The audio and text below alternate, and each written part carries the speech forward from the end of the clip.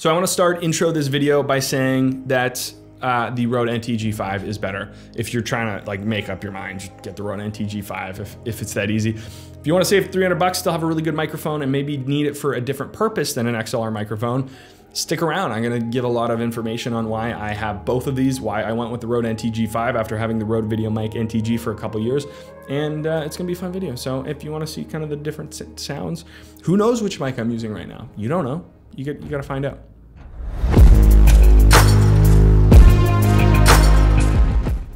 Okay, we're recording, do a little clap test. Today we have a very interesting setup here. I have two different mics. I have the Rode Videomic NTG, which I've had for a couple years now, and I have my new Rode NTG5. There's no video in the name. So I've wanted to upgrade my mic for a while. Since I've had my Sony FX6, I've had the ability to take XLR cables straight into the body of the camera. And before that, I really didn't see the point. I thought, 3.5 mil, that's great. It does the job. This mic is really good for what it costs, and it has a lot of different features which are really cool. As I progressed a little bit, I realized, you know what, I could get more quality out of an XLR style microphone and a little bit of a more premium microphone. I was very tempted to go with the Sennheiser MKH 416, whatever it is. I've rented it a couple times. It's the industry standard for shotgun microphones, and it sounds absolutely fantastic. But this one is about half the price, comes with a lot of really cool features, which we'll get into in the video, and it sounds very good. I think for most of the work that I'm doing, they would be really indistinguishable to the client, and if I really need the 416, I could rent it for, say, like a studio project or something like that. That being said, I probably don't need to. I think this is a very good microphone, and we're gonna go into that a little bit more in this video. So right now, this has just been a test. I have both microphones recording into my Sony FX6. They're EQ'd at about the same volume, or they're leveled at about the same volume. The Rode NTG, or the Rode Videomic NTG actually has, you're gonna ruin my audio, dog. The Rode Videomic NTG has its own gain knob at the bottom.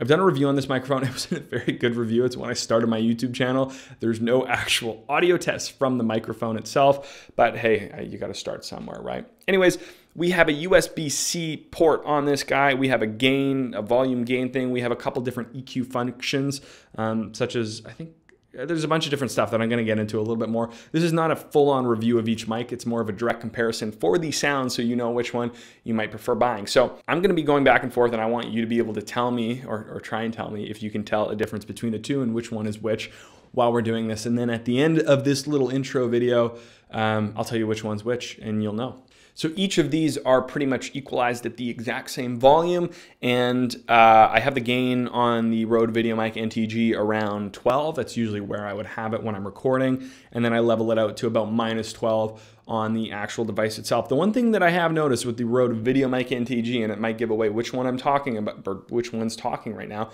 is there's a little bit more background hiss. It's maybe a little less directional than the NTG, or as good as kind of the directionalness of the mic itself, or there's something else going on and it just gives a little bit of a background hiss, which I don't like. I find it really present sometimes, and that's one of the reasons I'm going to this. And after doing some tests, I found that the Rode NTG5 is actually a lot better at this. It's a lot more crisp, it's a lot bassier, it's just a bit more rich than the Videomic NTG, and I didn't think there was gonna be that much of a difference. I'm gonna tell you which one is which now, and it is, could you have guessed? Probably. I think there's enough of a difference. Now, I didn't EQ any of those, and I'm going to EQ them now so you can hear what it's going to sound like when we apply some basic effects in Premiere to make these mics sound a little bit better. I do dynamics, so compression, and then a little vocal EQ, and then I amplify from that -12 dB to where we need to go to be around, -3, -1, somewhere in there. What do you think? I really want to know your honest opinions on what mic you think sounds better in the comments below. We're going to talk now a little bit more about the differences between the two mics that is aside from the actual quality of the audio. And I know most people just care about the quality of the audio, but they do have some feature differences, and there also is some differences depending on the camera operating system that you're using. So some of the differences between the two microphones, the Rode Videomic NTG is going to be a lot better for anybody that is using a 3.5 mil jack style audio input. So an A7S Mark III, something like that, that doesn't have XLR or mini XLR cable inputs. So some of the cool things about the Rode Videomic NTG is it has a safety channel. So I'm pretty sure it records at minus 20 dB on the left or the right channel, and then on the other channel it's the regular volume. This gives you a safety in case you peak anywhere and want to use that safety in case somebody's yelling into your microphone or something like that. It comes with a high pass filter, which is really nice for trying to remove some of that kind of wind or HVAC, whatever you're dealing with, that kind of low end hum noises. I've used that a lot. It has a basic minus 20 dB setting as well. Like I said, adjustable gain, and you have a USB-C input, which is really cool because you could use this as a computer USB-C microphone. I think that's one of the coolest features about this. So it has a dual purpose. If you're streaming or if you want to make TikToks or whatever you want to do, if you're not doing any crazy high-end video production, I would definitely recommend this mic over the NTG5. So who's the NTG5 for? Well, anybody that has a cinema camera with XLR inputs or wants a really high quality level of audio compared to the Videomic NTG. There is a bit of a difference in the quality of the audio. This, like I said, is going to be richer. It's going to be a bit more full, more crisp, a bunch of words. I'm acting like I know what I'm talking about. It's kind of like when people talk about wine, but it sounds better. It sounds better. That's all you really need to know. Comes with a lot of awesome features in the box itself, such as the microphone, which is very light. It has no buttons, no functions to it. Comes with a windshield, a PG2R grip. So that's with a right coat mount and a pistol grip. So you could use that for kind of any like recording Foley, or you put that at the end of a boom pole, whatever you want to do. It's a really nice feature to have. Sadly, mine didn't have 2 screws. So I'm really kind of choked about that because I can't use the mic or the Rycote mount until I get screws from Rode, because they didn't include any in the box somehow. So that's very weird. I'll maybe update you if something comes of that. We also have a microphone clip, so I'll be using that a lot of the time. It's what I'm using here. It's awesome. If you're not gonna be moving around too much, it's just boomed. It's all you really need unless the mic's moving. A PG2R Pro cable, so that goes onto the pistol grip thing so that you could mount your XLR on the bottom of that. And it comes with a small bag, which is cool. It's fine. I wish it came with, like, for the money, it would be cool if it came with like even just like a not super expensive Pelican style hard case. I know the DDS Mic 2 does, and I was kind of going back and forth, do I want this or that? Would have been nice to have like a cool case to bring the mic around in. So that is kind of my review. I think they're both great mics. They both serve different purposes. If you have the money to spend, get the Sennheiser. It's a much better mic than both of these. No, I shouldn't say much better, but it is better.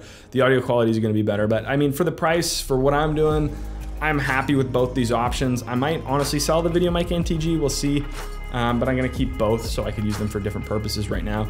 It's also nice to just throw a decent microphone on your B cam, or if I want to just record something on my B camera, I don't have to use my FX6 and plug in an XLR cable. It's nice to have the options. I also, like when I'm recording my reels and stuff, I have the Rode Video Micro, which is just a phenomenal little microphone for like $60, whatever it was. But it was one of the first microphones I ever had, and I still use it because it's so small and it just goes on the top of your mirrorless camera. Anyways, I want to say thanks guys for watching the video. I really appreciate it. I'm excited to use these mics, test them a bit more. If you want to see a more in-depth review on the Rode NTG5, please let me know, and maybe how I use it for interview setups. This was a really quick video I wanted to throw together because I haven't made a video in a while, and I was having the problem of wanting to know, okay, is it really worth upgrading?